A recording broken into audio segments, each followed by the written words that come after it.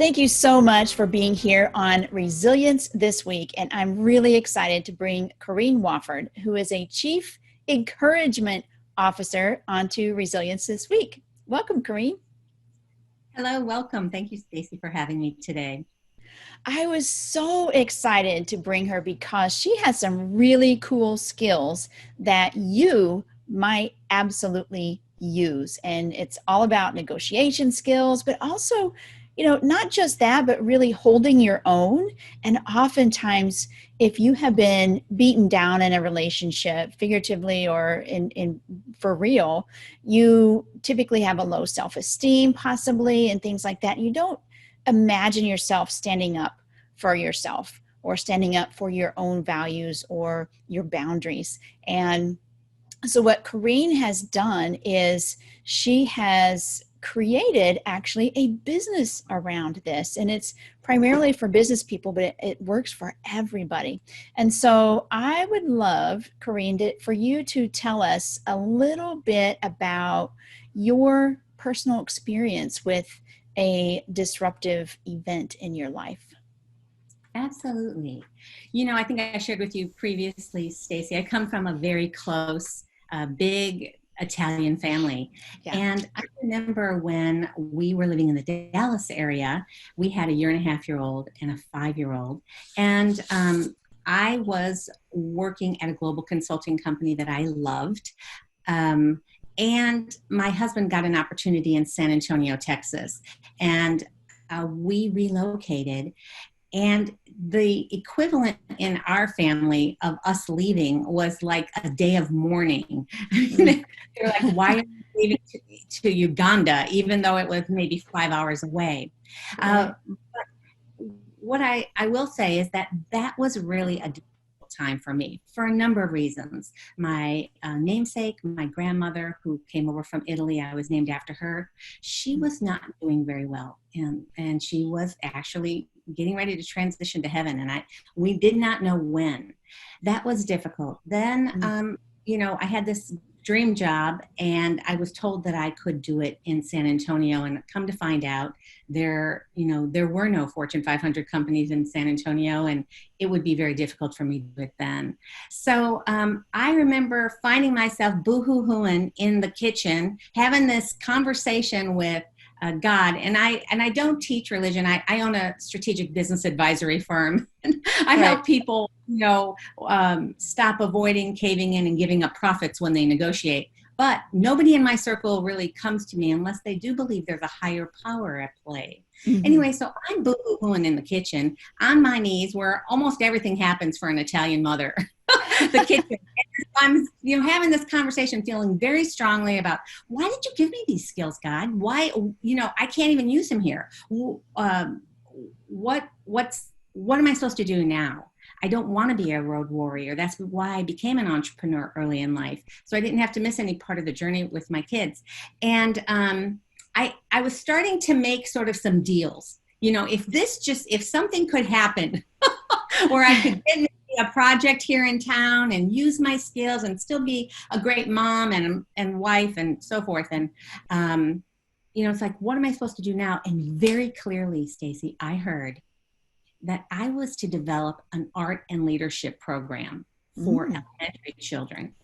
And I thought, oh, good Lord. And I seriously said at the same time, I said, you must have sent the wrong angel, because I love kids, but I am not an artist. And guess what? My target market is corporate professionals. Mm-hmm. And to which I just heard, just get going.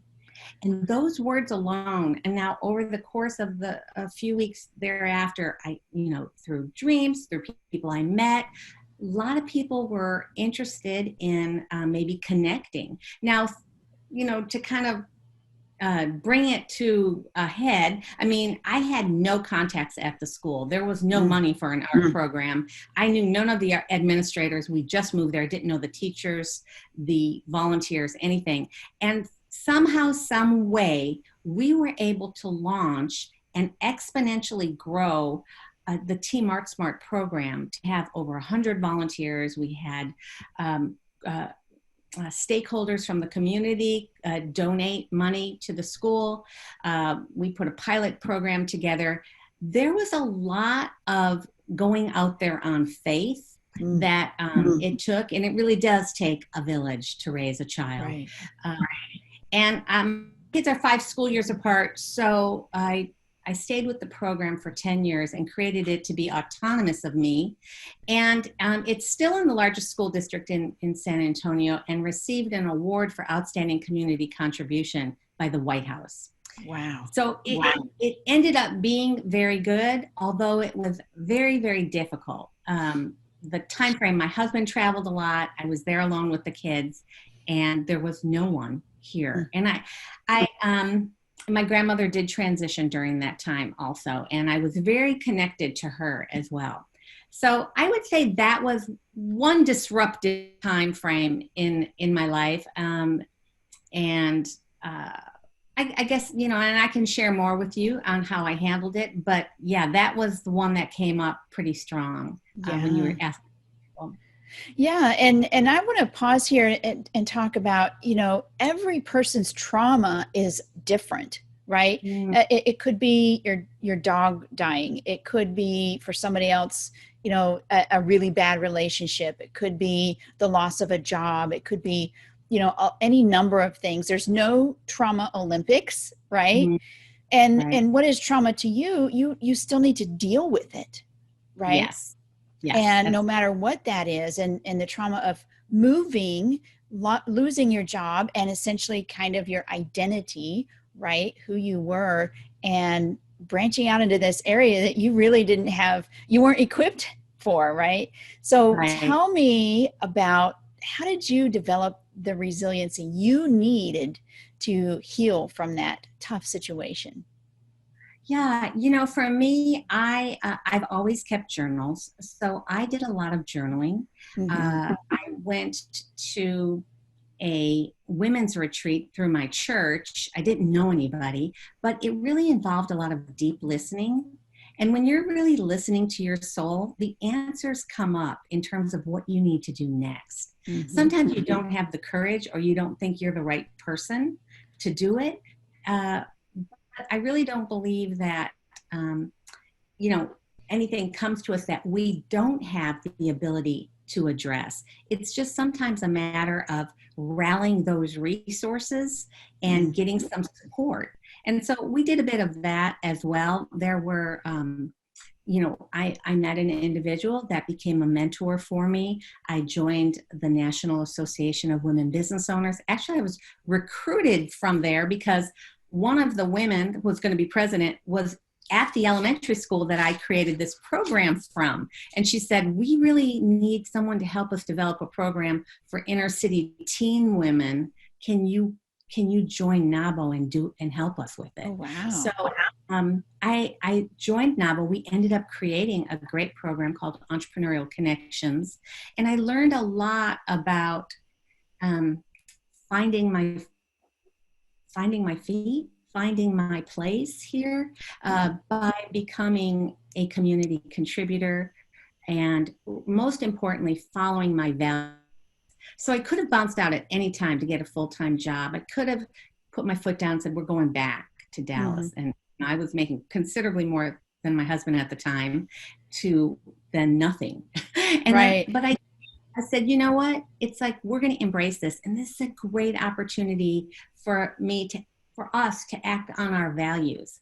So I think those are some of the things that really helped us. And one thing that we did that really was a non-negotiable for me was to not give up the relationship with my family members in the Dallas area. So my husband and I made a decision that we were going to make that track a lot. We were going to do it for birthdays or holidays and not have the expectation of that to be returned to us. Right. Because it's harder for a lot of them to come here, and, we would get our feelings hurt. And for 2 decades, we did that. And it passed along that value of family, and our children develop relationships with their cousins and so forth, and their nanny and papa. And I mean, I feel like for me, acting in accordance with my values really helped a lot. Oh, I love that because often when we are faced with tough situations, we make compromises and we make Mm. compromises with ourselves, compromises with other people, but often we do compromise our values. So I applaud you for upholding your values and really sticking by that. And those had to have been tough situations, tough decisions that you had to make. Mm-hmm. So let's talk about your Negotiate with Success framework. I'm like in love with this framework, and I want to know how people can use it to help them through a traumatic or a difficult time in their lives. Mm, absolutely. When we talk about negotiation or influence, I didn't in my story for you get up every morning and say, I'm going to get my briefcase and go negotiate now. No, I mean, I got so many no's from, administrators and teachers who didn't want us in their classrooms. And it was just all about how can I create a situation where there can be mutual gain? How Mm-hmm. can it be fair and equitable for both of us? Because this is an important issue that I had, the education of children. And, um, and so I developed a negotiation program called Negotiating with Success. I taught negotiation among other professional development skills in corporate America for the first decade of my career with this global consulting company as an independent contractor. When I decided to do my own, it was when I realized that I had such an overgiving nature that it would be very easy for me to be taken advantage of. Oh, yeah. And I found that I had some experiences where it hit me in the face that it was costing me thousands and thousands of dollars. Mm. So I said, Corine, you're so much smarter than this. Let's do a research study. So I interviewed 500 men, 500 women, Wow. and many of them were experts, sales experts. Some of them were entrepreneurs. Some of them were women business owners. Some of them were moms. And so I developed this framework, and it's three parts. It's understand, prepare, and seal the deal. I thought, I'm not an FBI agent. I'm not a hardcore person. I'm very heart-centered. But the thing is, it doesn't mean that people like me should not get a good deal, Mm. should not get what we want, even when we're dealing with very, very difficult people. Yeah. And so my framework is all about those sections. The very first part for understanding is that something that might be helpful for your audience is that I talk about the negotiator's dilemma. And this is where we have to make a decision. Do we want to go to bat with this person? Now, in your cases, in some cases where there's I personally have never had any situation where there's been physical abuse. Mm.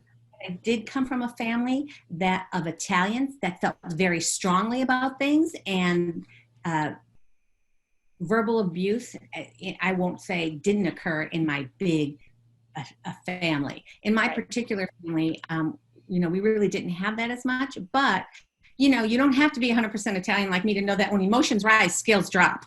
Right. So it's like, can you get control of your emotions, right? And the negotiator's dilemma is about recognizing that interests are pulling you together and differences are pulling you apart. And therein lies that gut check that, it might be what is in the best interest of my children that you're thinking about, what Yeah. is in the best interest of my safety. There may be a number of things that you're considering. If you're a business owner, it might be what is in the best interest of my client or my profit. Right. So that's when you really make the decision, do I want to go to bat? Do I want to play? And it's basically you're writing down or you're having an understanding of what do I want and why do I want it? What does the other party want and why do they want it? And then can you clearly define the difference? This is the starting point. And if you can't clearly define the difference and know exactly, what you want, it's going to be pretty hard to get what you want. Well, it And might be a moving target then, right? maybe it's a Exactly. moving target, or if you're not clear, then you can't like say definitively, yes, this is good or done, or no, it's not. So So great. true. Preparing is super important for negotiation, and because then you're going to, create value for mutual gain, and that's where all those things that you've heard about, like, can I come up with a solution that would be a trade-off? Two things would change in the discussion, but it would be valuable for both parties. Can we come away with something like that? Or is there something I could do that won't cost me a whole lot of money, but would have great value for the other person, and maybe they would stop being so difficult or give me just what I want? Mm-hmm. So there are alternatives like a trade-off, this enhancement that I just shared with you. There might be a split the difference option as an alternative, and that's Right. pretty self-explanatory. And or there may be a concession involved. If it just means that you'll do something so you get to a safe place, then I would say do it. Mm. Um, there are strategic reasons you would use any of these alternatives, right? Yeah. Uh, and then you also always have to know what your walk line is. What are your non-negotiables in the deal? And then what is the point at which it is no longer in your best interest to be involved in a discussion or a relationship with this other party? Mm. And that's the walk line. And so I would just say that those are some of the basics. I also teach how to handle counterproductive behavior. And it's, the general strategy there is to recognize it and breathe. And Yeah. then, yeah, breathing is very important, and not respond in kind, right? Right. And Right. if necessary, you might want to communicate what the impact is of that kind of behavior. So in Mm. other words, that other party wants something, right? And if they're acting in a very just difficult way, then chances are you need to be able to let them know that this isn't going to get us there. Right. And I caution, everything I say here is cautioned with your security and your common sense about being safe is of utmost importance. Mm. Um, Absolutely. I want yeah, to go back to something. I want to go back to those non-negotiables that you mentioned, because I think often, like you mentioned, we don't often think about what are those non-negotiables. And so we don't make them visible to ourselves. And right. therefore, maybe they get run over by somebody who's aggressive on the Mm-hmm. other side of this situation. And so I think writing them down, making sure you understand them, understand why you have them, and internalizing those. You know what? This is a non-negotiable. If I don't get this, I am not moving forward, or we're not this, there is no deal.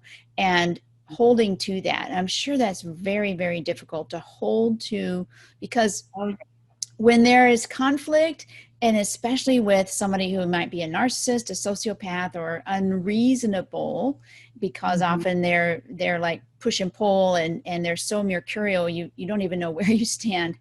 Negotiating with somebody like that is incredibly hard.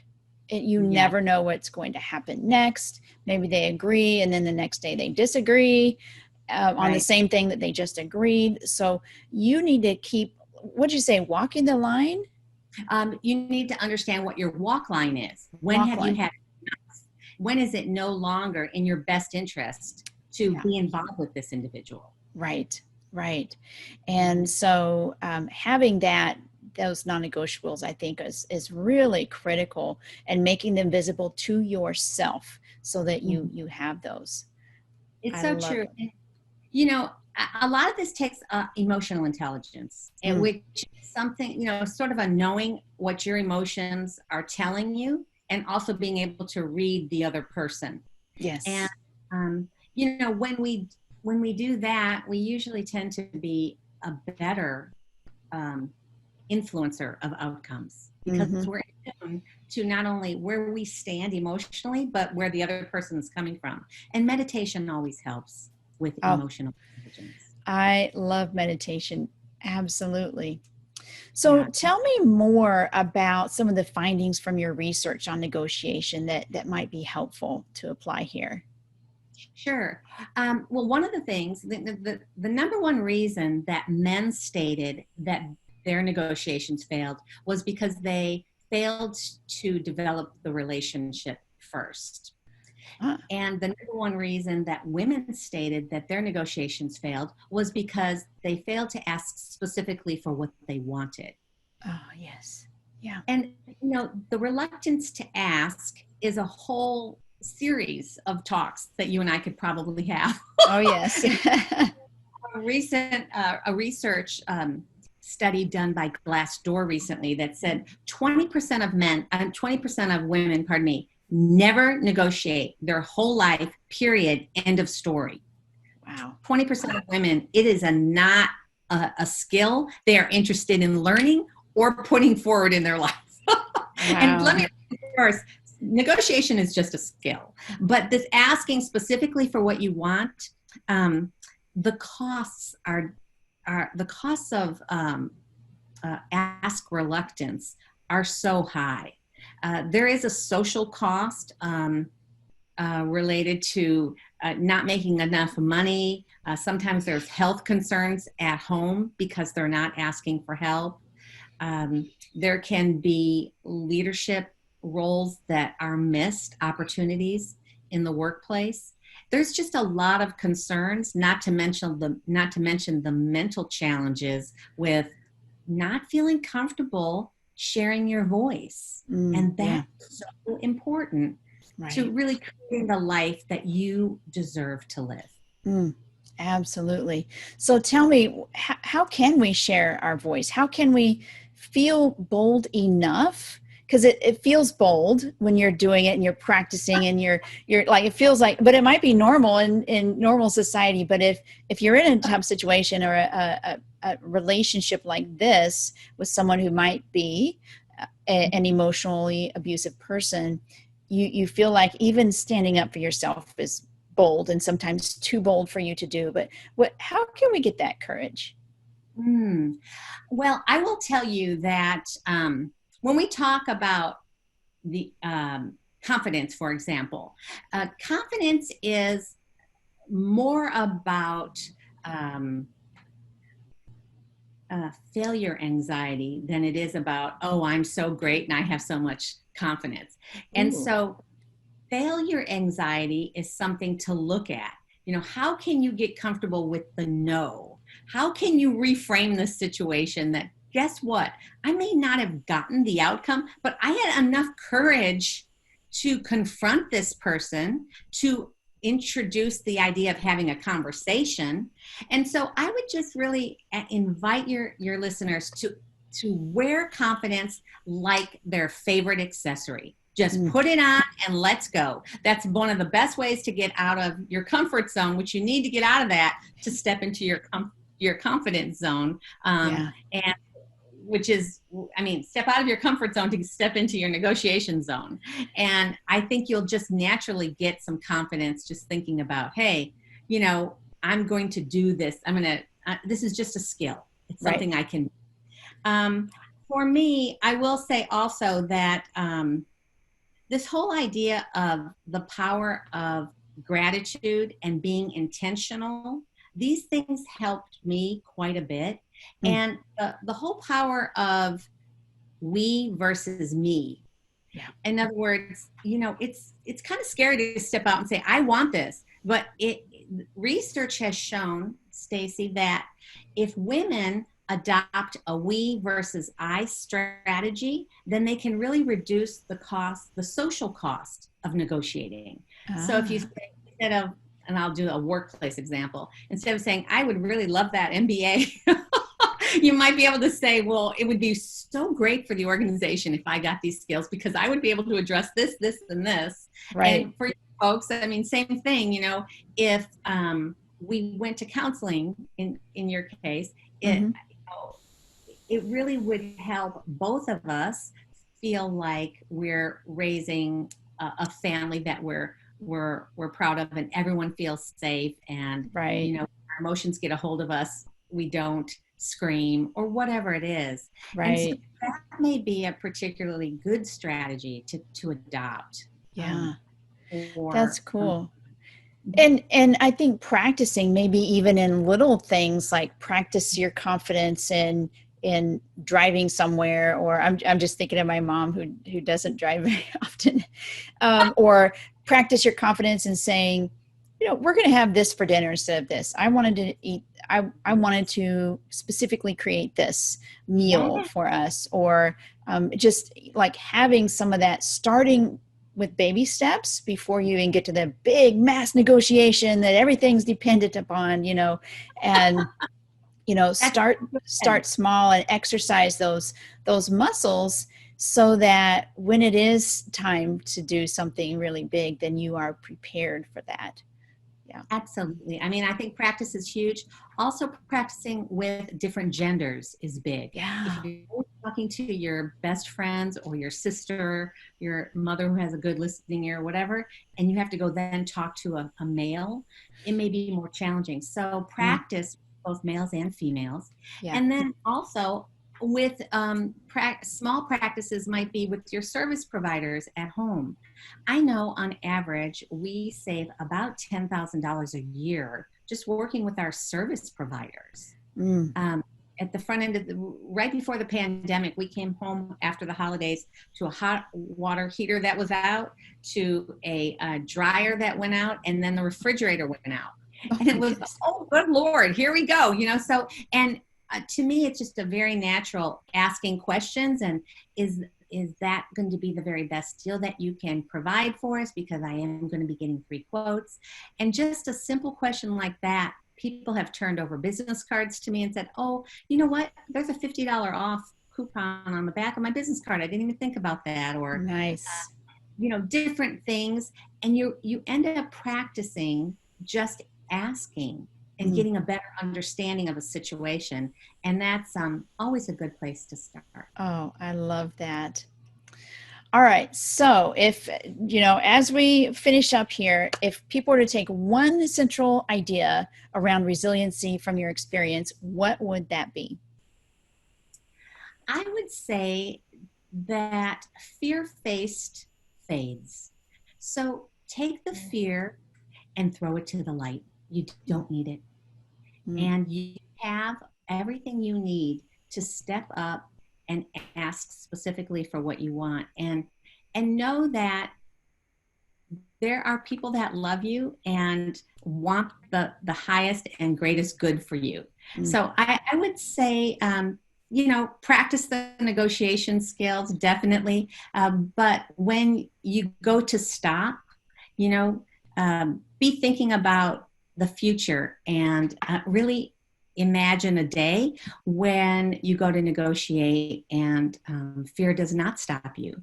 And you go to negotiate and you can actually create an outcome where the other person says, yes, that sounds great. And you feel like everything has resolved in a mutually satisfactory way. And just really imagine a day when this is a skill that's so comfortable for you that you're able to use it seamlessly and really create the life that you deserve living. mm.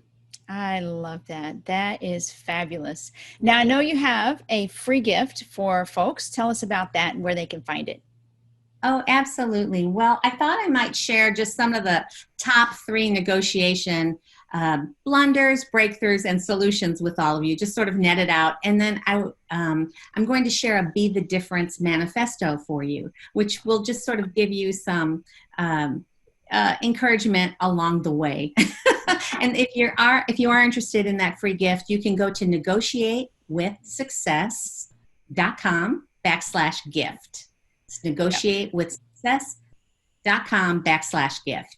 Good. Oh, I love that. I know people are going to go find that and get it and start negotiating and start finding what their non-negotiables are and really just stepping into who they want to be and who they were meant to be. So, oh, Corine, thank you so much for all of your wisdom. Thank you for going through all the things that you did to then give us that wisdom. I appreciate that. So, and where can Absolutely. people find you at? Well, they can go to negotiatewithsuccess.com. Okay. I am also on LinkedIn and Instagram, and it's just under Corine Wofford. So they can look me up. Fabulous. And I really appreciate the time today. And I will tell you, Stacy, that I truly believe that when people become better negotiators, they become stronger business and leaders and leaders in life. And that's what we all need. Yeah, absolutely. Thank you, Corinne. Thank you. Appreciate it. Bye-bye. Okay, good. Bye-bye.